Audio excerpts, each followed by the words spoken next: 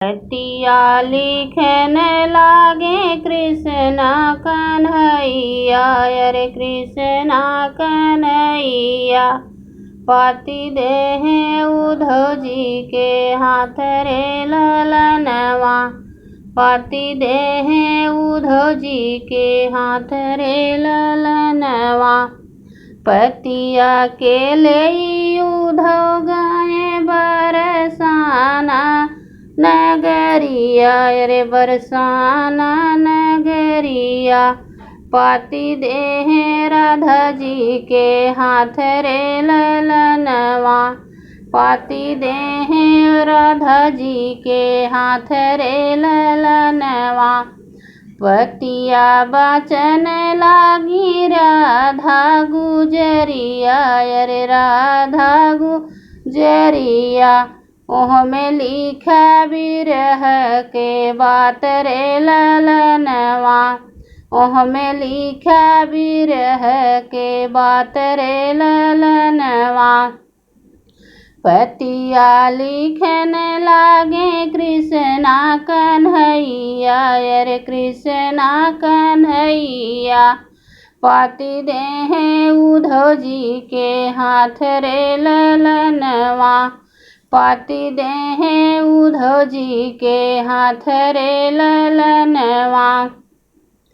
छोड़ी देहे मैया यो छोड़ी देहे बाबा, अरे छोड़ी देहे बाबा। छोड़ी देहे राधा रानी रे ललनवा, छोड़ी देहे राधा ऐसी रानी रे ललनवा।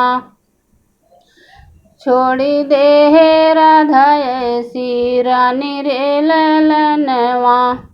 छोड़ी देहे गोकुला यो छोड़ी देहे वृंदावन, छोड़ी देहे वृंदावन। मथुरा नगरिया छोड़ी के जात रे ललनवा, मथुरा नगरिया अब छोड़ी के जात रे ललनवा। पतिया में इतना लिखल राधा पढ़ली, लिखल राधा पढ़ली। धरती पे गिरी मुरझाई रे ललनवा, धरती पे गिरी मुरझाई रे ललनवा। अब तो कृष्णा चले द्वारिका नगरिया, अरे द्वारिका नगरिया। अब कैसे हुई है मुलाकात रे ललनवा, अब कैसे हुई है मुलाकात रे ललनवा।